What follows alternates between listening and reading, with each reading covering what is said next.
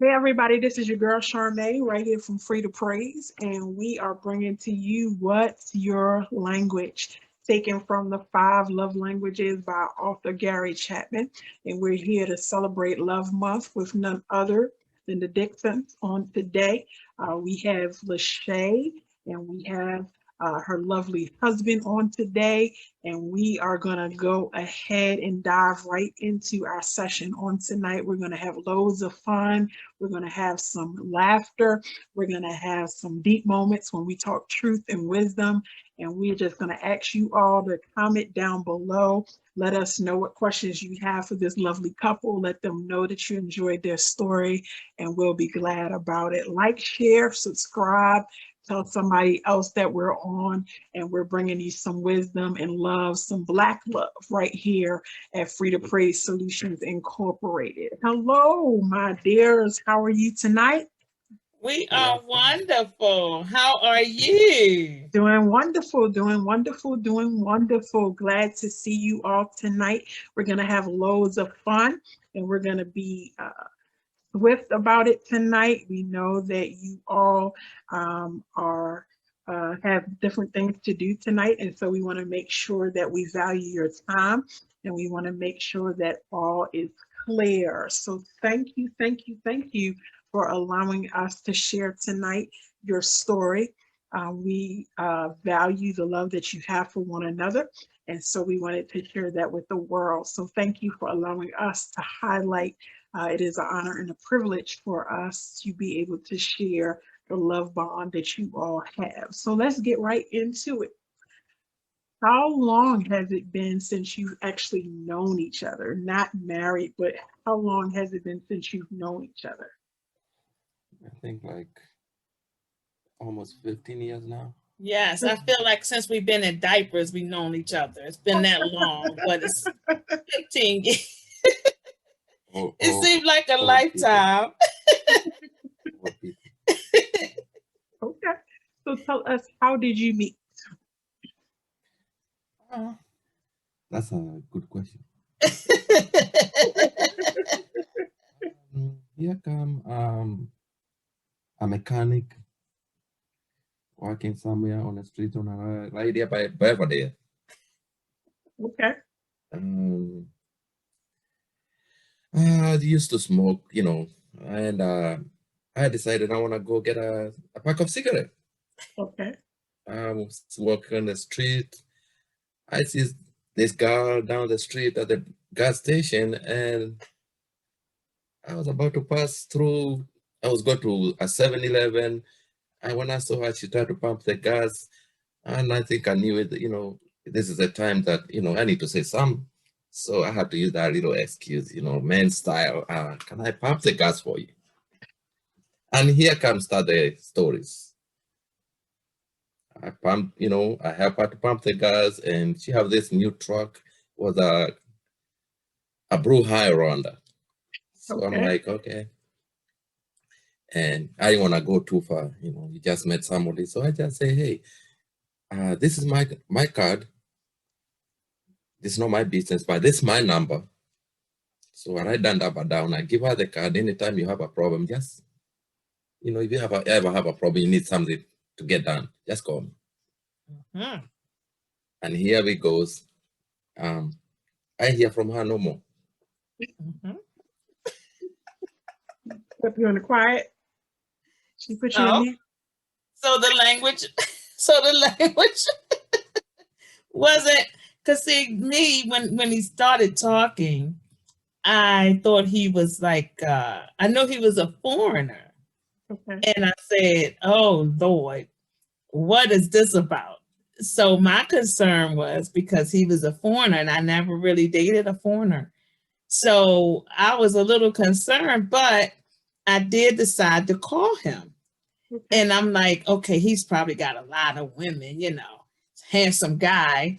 So when I called and he knew who I was, it kind of shocked me a little bit. Okay. And I'm like, how did you remember? And I said, I know you have somebody, so how did you remember me? I know you probably talked to so many women, but he was like, I stood in his mind. Oh, that's a good one. So I was impressed. That was what impressed me about him. So, the first impression that I had of him being a man of many women was not true. So that's what made me feel so impressed about him. So you're saying, so you told her she stood in your mind. So what was so special about her that she stood out from anybody else that she met? Well, I mean, at a gas station. So what was about her that at a gas station that you just was something like, something I cannot really tell you exactly, but okay, something about her when she starts speaking, she was this kind of, professional. It's not one of those corner, right there, pack height, girls that, their language is kind of scary. So okay, I knew she wasn't from the area. So, and I decided, I'm not going to pressure. 6 months later, she called me. okay, okay, That was it. That was the case. 6 months later, she called me. It happened, the Highlander. That's not the car she was supposed to be driving. She was supposed to drive a van since she had kids, uh-huh, which I didn't know, that timing she she didn't have no kid with her. So I didn't know too much about her okay, until when she came back. She came from church. She used to go to church. Even that day she came from church. So she used to go to church down the street. So one day she decided she want to pass through. It was on a Sunday. And it happened I went to work that day. And she pulled up on the street. And I was in there and I look at outside and I see a van and I see her and I'm like, no, that's not her. She don't drive van, she drive a Highlander. So me being nosy, I just walked the street and I saw her and here comes she have 2 kids in a car. okay. So, we had to we have to talk a little bit. And she said she was just passing through from the church and she decided to pass through and say hi. So I say, I appreciate it. That's nice. Since 3 months later, I haven't heard from you. So I let it go. And we had a little conversation and she had this little girl was just talkative, her daughter, so talkative. At that time, she was a little girl. She talk. And I had her, she's telling mommy, Mom, I'm hungry. So I kid is hungry, so I have a little change in my pocket. And I just pass through to her and say, buy them lunch. And that was done. She gone. I ain't hear from her again. 3 months. You're on silent again? Yeah, she disappeared again until 3 months. until another 3 months. The van broke down when she was going to work. She couldn't, So she called me. Now I'm her mechanic. She called me. She said her van broke down. I say, you can send the vehicle to me by the tow truck. By that time, I wasn't working at the same place no more, so I had to give her the address where I moved to my job. So she towed the vehicle. I checked the vehicle, and here come. I found the problem. She told me to go ahead and fix it. Yeah. Okay. So as soon as I fixed the van, she came and pick up the van, and here it goes. She left. She paid. She left. Never hear from her again. Another 3 months? Really? No, this one took another at least a month. Yes. Okay, I was short of this time. Then after a month, she passed through. She say hi. We were actually getting somewhere then. It took a while. Now and then she'll pass through. She'll say hi. And I played hard to get, but at the end of the day, I just wanted to make sure that he was the right one. And he has been a pleasure. So what about him gave you that confirmation that this is somebody that I want to pursue? yeah, what did I do? What did I show you? Because he said it was just He was something about you. So consistent. He was consistent. He showed me something that I haven't seen, and what that was is that that there are that are still true men out here that can step up to the plate and see. That's why I brought my children around, because I wanted them to actually meet him and get a vibe from what my children were saying and what they saw in him. They was able to tell me, you know, he's a nice guy. So at that time, and I was like, if the children say that he's a good guy, maybe I should give him a try. Okay. So, and I also had young, you know, with me having young children, I was so concerned about bringing a man in their life. So that's what, but he's always been such a handsome dude. So that was one of the big things that stood out. And Yes, oh man, you still see that? I still see it. And a gentleman. Okay. So that's what another thing, you know, he wasn't the type of a man that was you know, too much. He was very gentle and understanding and very calm in manner. Okay. So when did you all get married? Whoa. 10, 11 years later. Married. 11 years later. Yes. Up and down. On May the 16th, 2015, we decided to move forward and get married. So we just celebrated 5 years recently of marriage. At what point in your relationship did you say, hey, let's make this official? Oh, he can tell that story. Girls trip. This is kind of secretive now. So what happened is I wanted to engage her long time ago, before you know, and I kind of keep on postponing. I don't know for what reason. Don't ask me why. Because I don't know what kind of reason it was, but it came to my little sister, and she never go out of country. So my little sister asked me if she can take her out of country, and I asked her, where are you going? She said, we can take her to Dominican. My little sister was paid for the ticket and everything. So I said, why not? You know, she haven't been nowhere. So I took her. She went and apply for a passport. That was the first time she got a passport. So as soon as she got the passport, my sister, decided she's gonna cut the ticket. But at that timing, I already told my sister, I just wanted to engage her.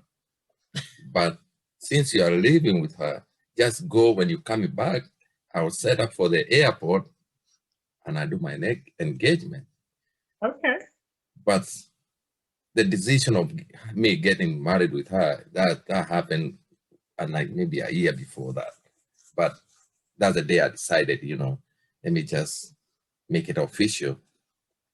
Because we already married for 10 years anyway, we live together. So it just wanted to kind of confirm it. So she left. It took her leaving the country. Yes. And maybe possibly not coming back. Yes. Yes. Because he said, I missed her. I miss you so much. Because I was gone. He says, I really realized how much I missed you when you were gone away, because I was gone for like a week. And he says, I didn't want to spend another day without you. You forget the phone call could not go through. So you talked to me 2 minutes, the phone will cut off. Oh, yes. So that's another thing. He couldn't really talk to me. And he was like, I really missed you. That was the longest time we had been away from each other since we had started dating. Okay. So it was like, I really, really want to be with you. I don't want to spend another time without you. Next time you go out of the country, I'm going with you. No more girls trip. So that was it. And let me ask you, what do you love about Lachey? There's nothing to exclude, everything. Okay. Sometimes she get on my nerves though, but I still love her. Well, that's because y'all spend so much time together, right? It's a good thing so we can know each other so we don't get older and start fighting each other when we are old. Nobody can go nowhere. All right, so you said there's nothing to exclude. You just love everything about her. Yeah. What stands out though? What stands out? What stands out is she's just such a caring person. She loves to help people.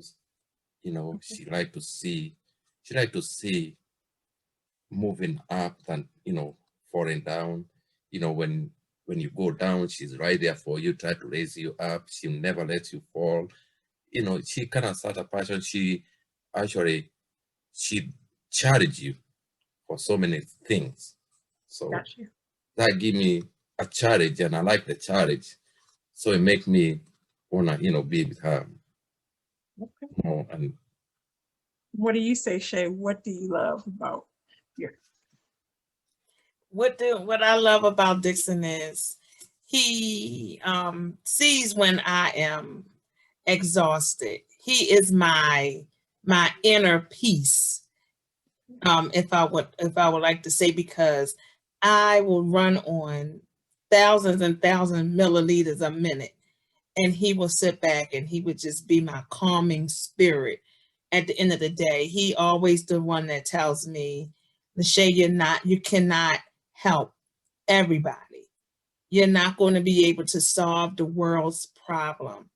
And he's that, you know, that angel that comes and say, calm down, you're not going to be able to do it. And he's been my rock, because once I lost both parents, it wasn't that easy, but to have him there as my rock was a very, very good, you know, has been an excellent feel for that, because being an orphan child is not easy.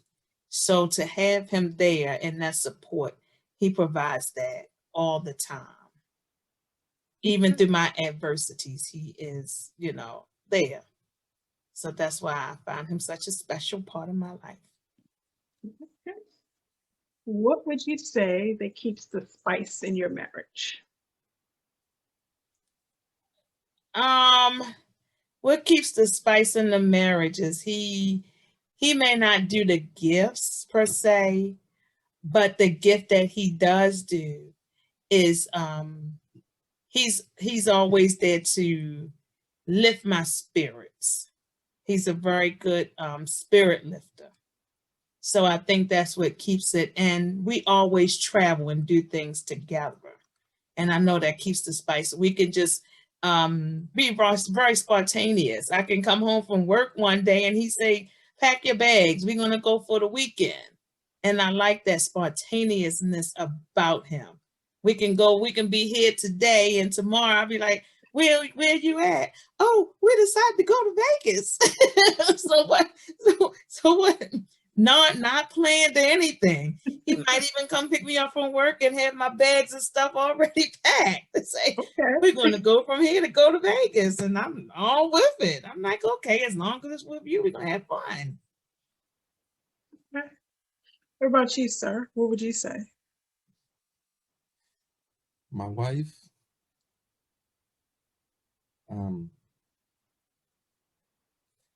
I was married before, so I can really tell you that the marriage is not easy. Mm-hmm. It's a little, you know, challenging thing, mm-hmm. But when it comes to her, it makes it more easier to be able to live and try to, you know, to be together, mm-hmm. Because in no day, the only time we get separated is when she's at work. Okay. When she get off work, we join and we do things together. Okay. And nobody goes sleep before the other one. So that helped me to be able to kind of, you know, improve and be looking at her face every second, every minute, every hour. She's on my face. So it's, you know, it makes challenging, but it's a good challenge. Okay. Oh. Lachey, tell us what your love languages are. Okay, so the love language is, first one is the physical touch. I'm a very touchy-feely type of person. I like to be held. Sometimes I have to put the brakes on when we're out in public because my husband is kind of a shy person. So Okay. I get too touchy-feely and he'll say, okay, we are in public. But I'm a very touchy-feely. Even if we're just sitting around the house, I'll just start kissing him and stuff like that. Even in the middle, especially if he's in the middle of a football game. This is the worst time, but here it is. I'm trying to steal his attention from a football game. Okay. So, and it doesn't work. He's like, okay, I love you. I know you'll be here, but this football game is only going to be on for 4 hours. So you can give me these 4 hours. But he tried to compromise, and then I'll try to just cuddle up with him while he's watching a football game. And then he's jumping up every 5 minutes for the play, so it doesn't work. Okay. So I know that, but I am a really, and then the second one is the quality time. I enjoy our time together. As I said, we like to travel and we're pretty spontaneous, and those things I enjoy having because it helps us to get to continue to know each other and to continue to grow together, work on our marriage. When we have some things that we need to discuss, we'll go away and discuss them to try to cut down on us having to argue. One thing that we try to do is use that quality time among us two to discuss issues and concerns that we may be having. So those are the most important things that I feel is our love language, is my love language. All right, Dixon, what are your love languages? What's your top one? My top one is physical touch. You know, I like when she, when she starts kissing, but sometimes, she don't, I guess, is who she is. Sometimes she don't understand the timing.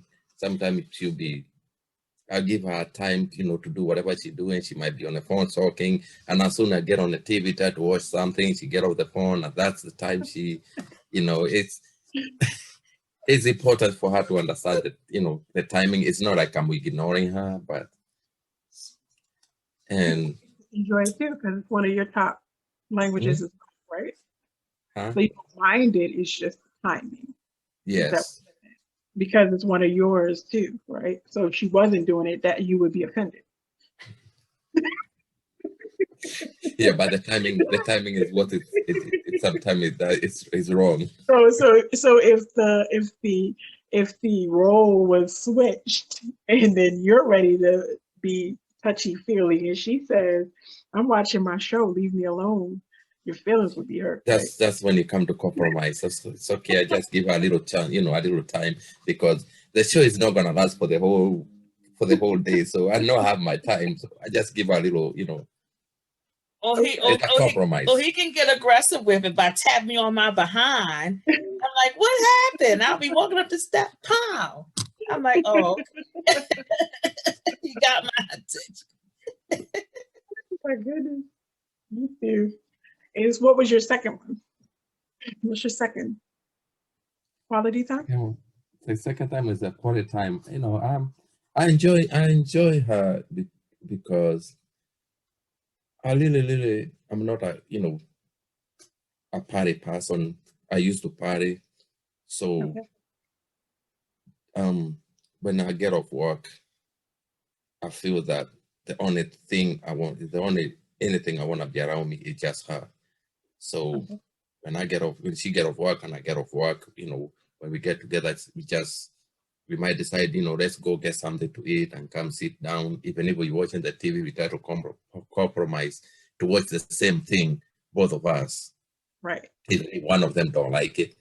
But just for me to be around her, I had to, she accommodate me and I accommodate her. So, I like her quality time. Okay.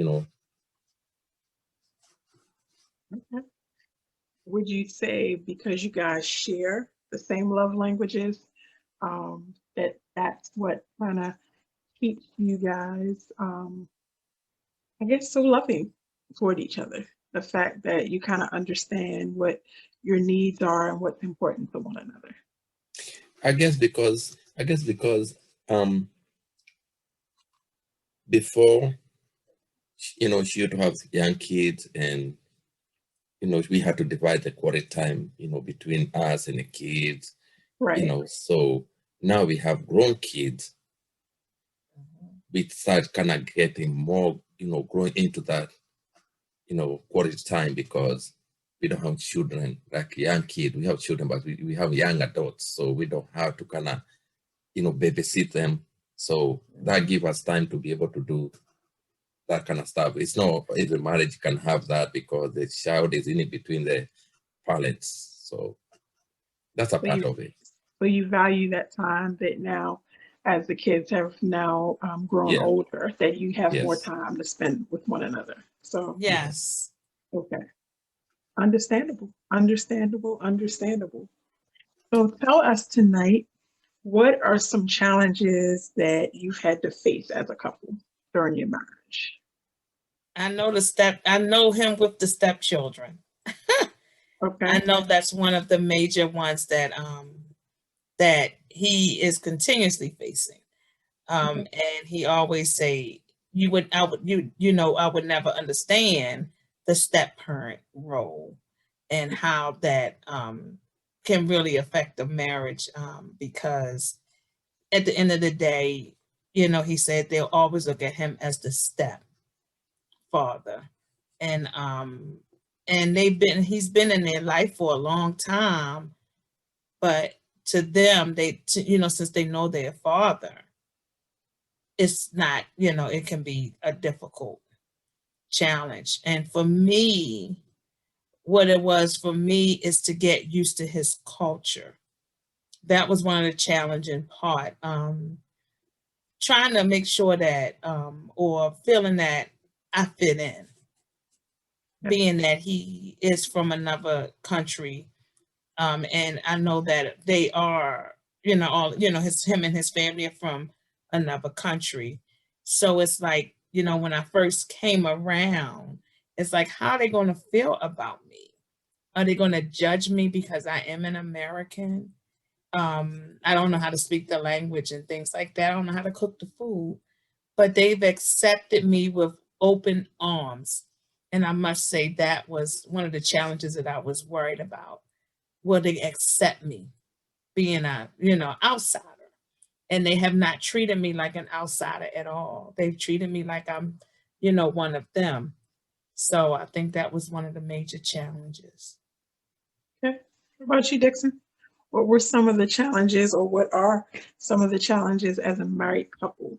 I know we talked about that earlier, and you were just stating how you were previously married and how there were some challenges, but also in your current marriage, like what are some other challenges, that you've overcome throughout the years? Well, to me is I look at the love is God-given. That's how I look at it. And it doesn't matter who you meet, whoever you meet, and somebody you can share love, somebody who can be able to be there for you, because that's a part of love. Somebody can make you laugh, somebody can make you happy. So I don't look at the culture thing. I look at the person themselves, who they are. I really don't like to look at the deeper to the family, because you don't marry family, you marry the individual person. Right. You don't have to deal with the family if you don't want to. But I have family that I think they love me more than her. That's funny about it. But the Like, challenge. like her father loved me, her father used to call me her son, his son. So the challenges comes in when you have like her parent, her as a parent with the, Mhm. as she said, with the, stepchildren, they challenge you a lot because I believe they feel that you took a part of their freedom. Because when you Okay. take their mother, your mother give you more attention than them, but they don't realize they are grown and they need to look for their own same thing.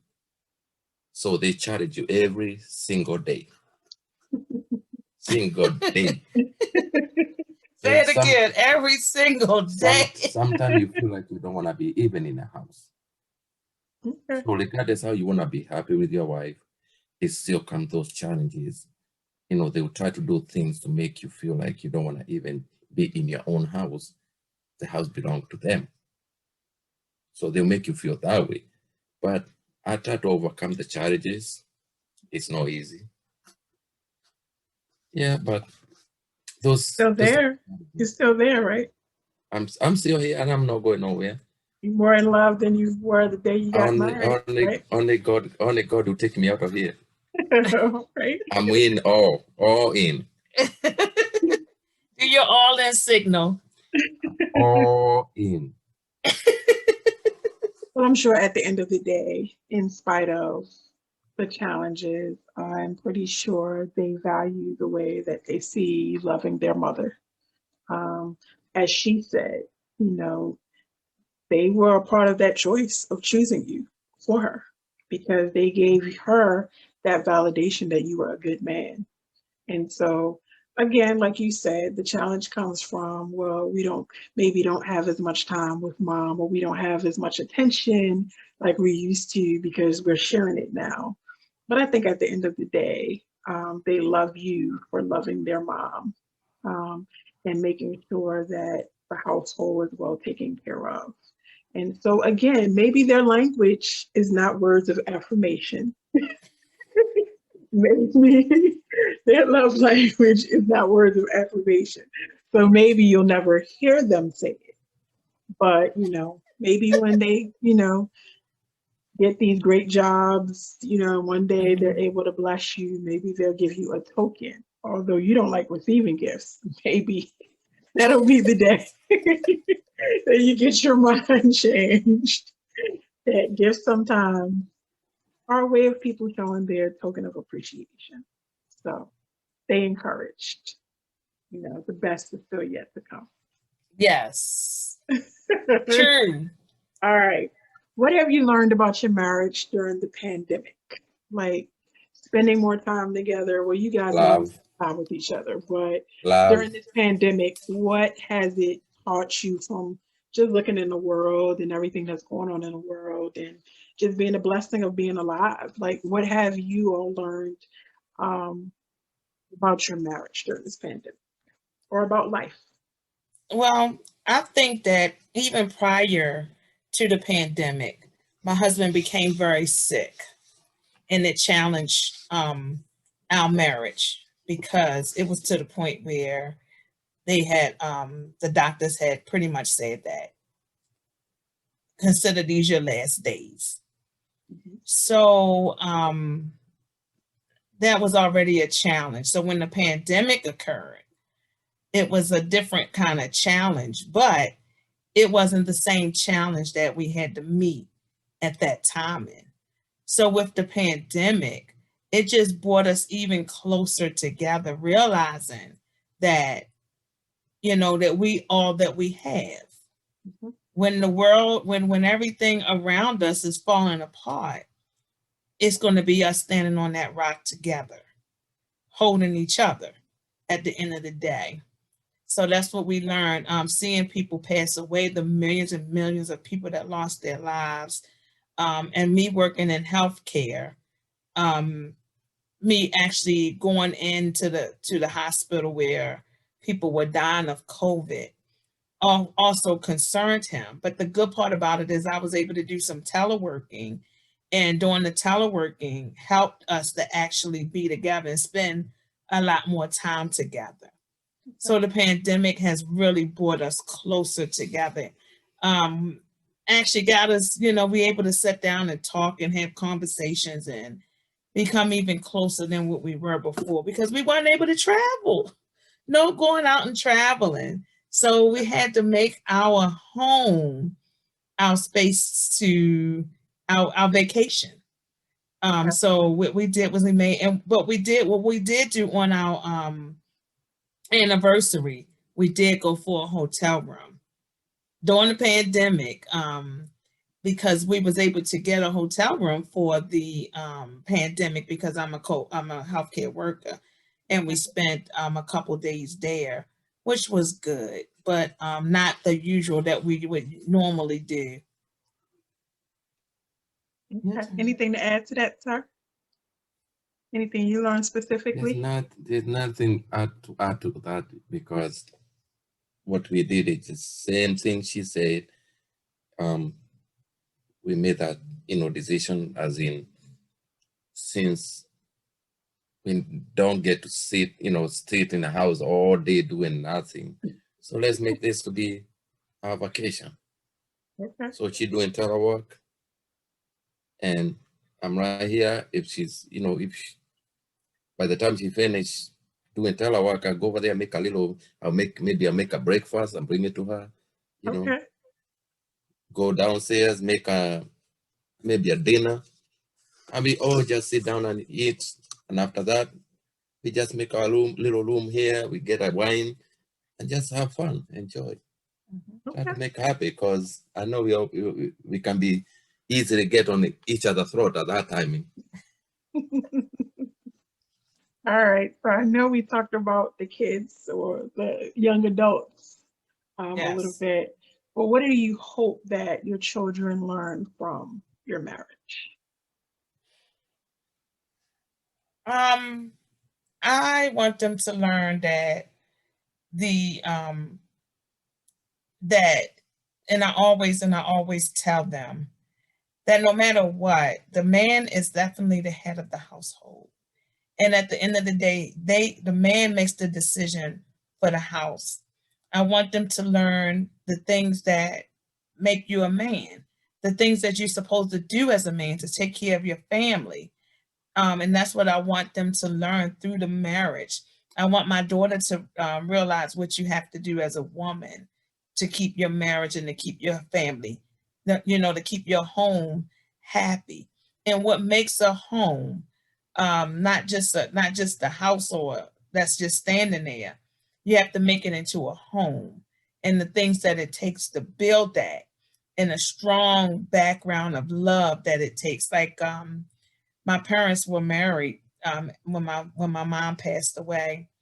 My parents were still married, so we I come from that strong background of sticking together as a marriage, and I want them to see that as far as in me and what is instilled in me, that this is what you do to make your home happy. It might not be to their liking all the time, but I told them at the end of the day, if my husband, and that's what we do, anytime we make any decisions, we stand together. And that's what I have instilled in them. When it comes to husband and wife, we're not boyfriend and girlfriend. We're husband and wife. And we stand together on decisions. And that's how they should be when they make a decision. They also see that neither one of us spend the night outside the house unless if it's for work purposes. We always spend it. And before we go to bed, they don't hear a bunch of arguing and things like that. We take all of our issues. We might go out to the car and might have some, if we have a disagreement, we don't show that disagreement in front of them. If we disagree on something, we come back, we table it and say, we will be back after we discuss it as a whole. So that's what I install in them. Anything you have to add, honey? Yeah, I would like them to to look at our marriage. And it's not a smooth ride, but it's something compromisable. You compromise when it comes to the marriage, because the Bible say, make us to be one. But really, legally, it's no way you can make a human being to another human to be one. It's what you guys you carry in between both of you make you to be one person. So we are different, we are different human being. We beat our hearts beat the different ways. So it's no way we can be one, but we try to make it to be one as compromise. Whatever we disagree, we're always gonna have that, but we come to a compromise. Okay, we're gonna stand to this in between this, and we discuss, we compromise and you continue, because life is a day by day what you do. Your happiness every day, that's what it can give you the next day. So I try to show them, regardless I'm their stepfather, when they need me, always there, regardless how disappointment sometimes I get from them. I feel as a parent, because for me to be me and my wife to be one, I had to compromise her. That's good. So that's good. That's good. Now, what advice would you give a couple who is preparing for marriage, or a single person who's patiently waiting for their mate? What advice would you give them?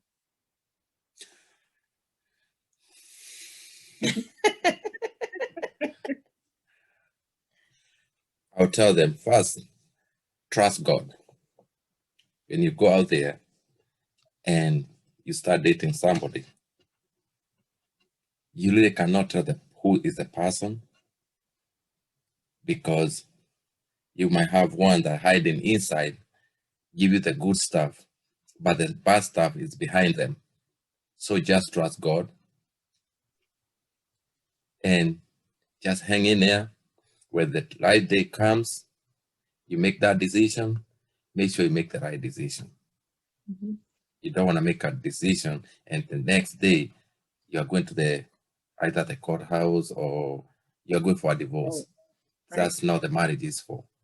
Before you get married, just patient yourself.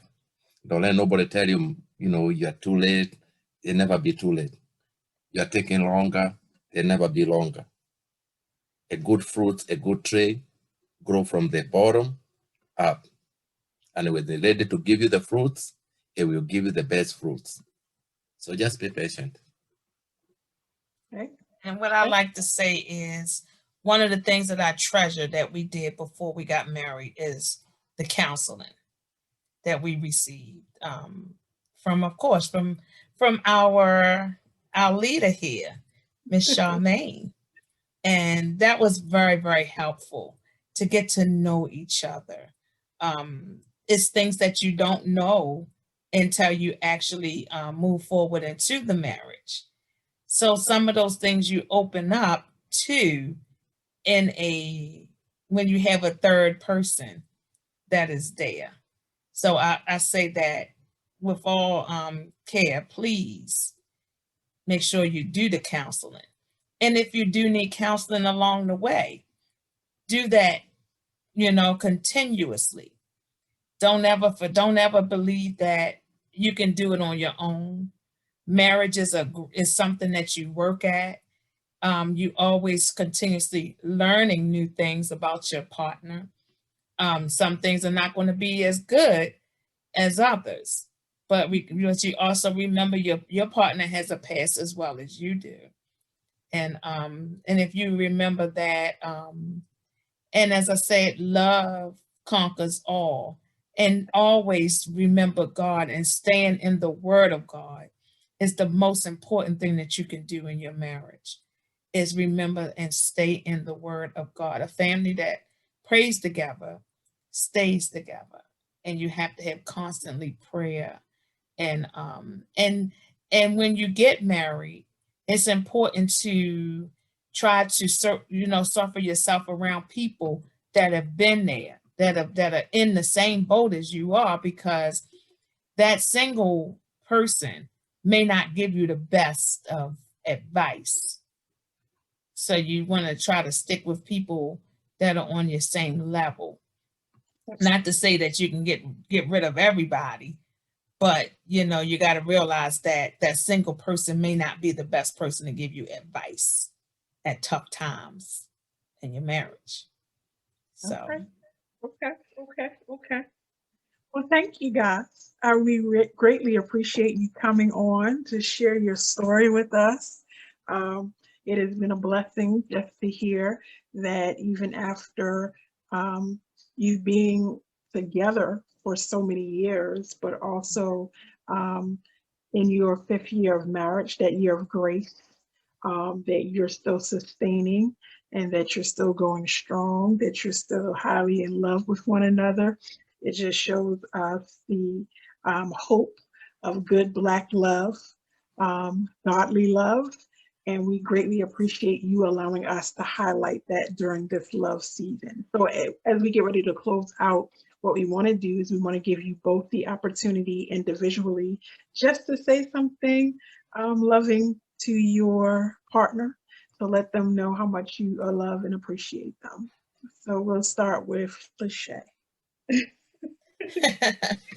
I just want to say I'm very thankful. You can look at him. You can look Oh, okay. Thankful for having. This is your moment. Where are you? Thank you for the love that you continuously give me. Thank you for being that empty spot in my heart. And I will always love you as my love bug. Honey, I'll ever stop loving you. I'm hoping for the best of the next years to come. I hope we get stronger and stronger. I hope we don't have no distractions. And I hope this happiness will never end. And I love you. Oh, that's so sweet. Black love. We love it. We love it. We love it. We love it. So thank you all for coming on and sharing this lovely moment with us. We are so excited about what your future holds. We're excited about what God is going to do for you all as a power couple that you are. We're glad that you're getting to spend this extra time together. Although the circumstances of this pandemic are not the best, we're taking every opportunity to see the positivity in it. And that gives us, again, more time to spend with those that we love. So we hope that you will continue to enjoy it. We hope that you will continue to stay connected, stay as one. And we hope that Lachey gets a gift before 2021 ends. Yes. Because we're believing that as that is her 3rd love language. And yes. we believe that she will continue to give you great words of affirmation, which is your 3rd language. But you shared that she's already doing that. So since she's already doing her part, then it means you got to step your game up and make sure she gets her gift. All right, I'll be checking in to make sure she's got it. All right. See you. All righty.